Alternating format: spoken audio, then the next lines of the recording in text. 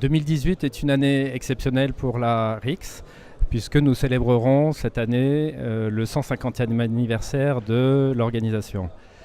Un certain nombre d'initiatives ont été prises au niveau international, en particulier deux campagnes, l'une tournée vers l'histoire de la RICS et l'autre vers l'avenir de la profession.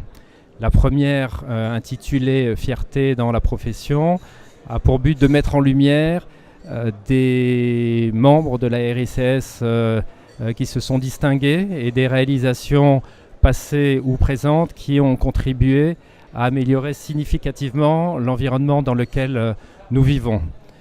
La deuxième est intitulée Ville pour le futur. C'est un défi majeur en effet pour notre monde, la croissance urbaine. En effet, plus de 3 millions de personnes se déplacent vers les villes chaque semaine dans le monde, ce qui crée des tensions de plus en plus importantes en matière de services publics, infrastructures. De plus en plus de citadins vivent dans de mauvaises conditions, les bidonvilles prospèrent.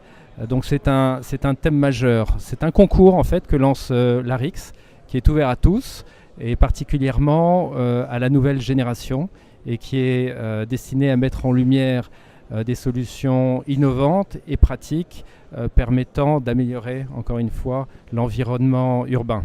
Donc le concours a été lancé début 2018. Le lauréat sera désigné en novembre et aura accès à une récompense de 56 000 €. Voilà. Un des points culminants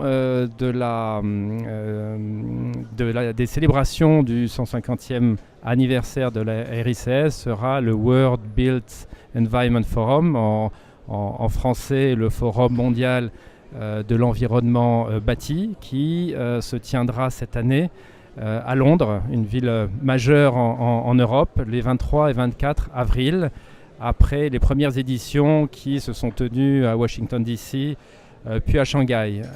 Ce forum, y participeront des leaders du monde des affaires, des experts et des leaders d'opinion de tout premier plan au niveau international et qui viendront partager leur expérience, expertise, ressources et talents pour débattre et surtout pour que ça conduise sur des actions concrètes permettant d'améliorer, de donner un impact positif sur les problématiques des villes de demain. Voilà, donc